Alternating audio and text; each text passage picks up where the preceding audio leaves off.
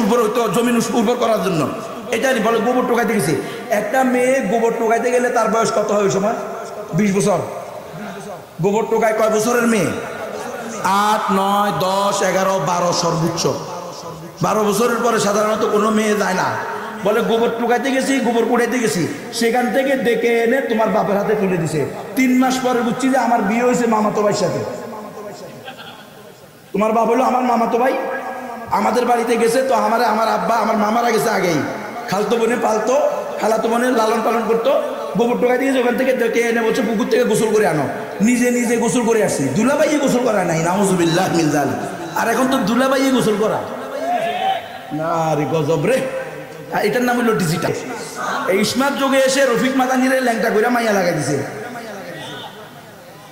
এই স্মার্টের মাথা ভরে পেশাব করি বেড়া, এই ডিজিটালের মাথা ভরে পেশাব করি, এই গণতন্ত্রকে পা দিয়ে লাগতে পারি। বুঝো না? ইমান হারা হইছ, ইজ্জত হারা হইছ, এরপরেও ওই ইহুদি খ্রিস্টানদের দালালি ছাড়া নাই তো তোমাদের কপালে দুর্গতির শেষ নাই। একজন আলেমের জন্য একটা বেশ্যা পাইয়া লাগাই দিচ্ছে। কি মনে করেন আপনি? হ্যাঁ, কলিজা রক্ত করে না? এরপরও এই হুজুরে মানহাজি করে ট্যাগ দেয়। মানহাজি রে, দুঃখ রে।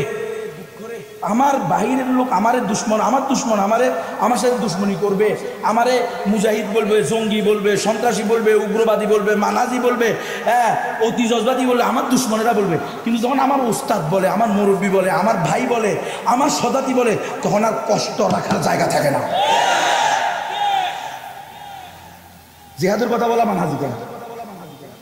খেলাফার কথা বলা মানহাজি? তো তাহলে এই দেশের সকল মুসলমান মানাজি হবে, কিন্তু গণতন্ত্রের কথা যারা বলে তারা হলো মুনাফেকের জামাত। আমরা মুনাফেক হবেন না, ইমানদার হবেন। কথা ক্লিয়ার? ভালো লাগলে শোনো, না ভালো লাগলে আড্ডা দিও না, সমস্যা নেই।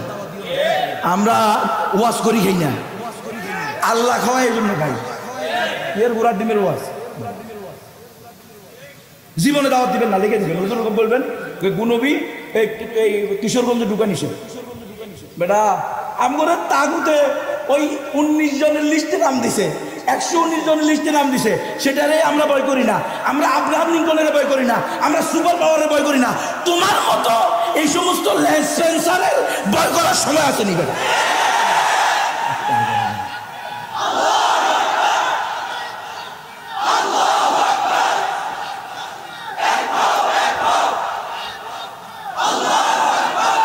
আমার মায় বলতেছে ওখান থেকে ধরে এনে বিয়ে দিছে। 3 মাস পরে বুঝছি যে আমার বিয়ে হয়েছে। এরপরে একটার পর একটা বাচ্চা হয়েছে 12 জন। আল্লাহু আকবার। আমরা 6 ভাই 6 বোন টিকে আছি। 2 জন দুনিয়া থেকে আগে গেছে। কজন হয়েছে এবার? 14 জন। নর্মালে সিজারে না, ডিজিটাল স্মার্ট তরিকা কারে আনি সর্বোচ্চ বন্ধ। জিজ্ঞেস করেন হুজুরে দিয়েছেন, হুজুর মার বিয়ে কত বছর দিয়েছেন জানি না আমি। জিজ্ঞেস করলে ওরা মোনার বিয়ে করতে হুজুরের বয়স কত? এরকমই হুজুর বলতেছে এরকমই, কারণ এরকমই তো আমার বাপ মাই তো আমার জন্মের বয়স কোথায় না, জন্মের তারিখ কোথায় না, বা জন্মের তারিখ কত?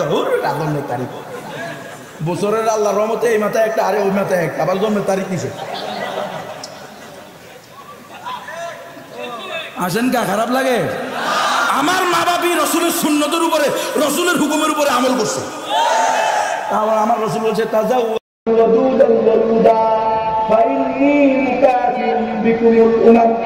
আমার উম্মতের যুবকেরা এমন বংশের মেয়েদেরকে খুঁজে খুঁজে বিয়ে করো যাদের সন্তান বেশি হয়। তোমাদের সন্তান বেশি হলে আমি মুহাম্মদের উম্মত বেশি হবে। আমার উম্মত বেশি হলে কালকে আমাদের মাঝে সকল নবীদের সামনে আমি খবর করবো সাইয়্যিদুল মুরসালিন খাতামুন নবিয়্যিন। আমি নামে না কাজেও তোমরা 1000 বছর দাওয়াত দিয়া 42 জন উম্মত পাইছো, আমি মাত্র 23 বছর দাওয়াত দিয়েছি। মাত্র 23 বছর দাওয়াত দিয়েছি আমার উম্মতের অবনীত। এখন কি করতো?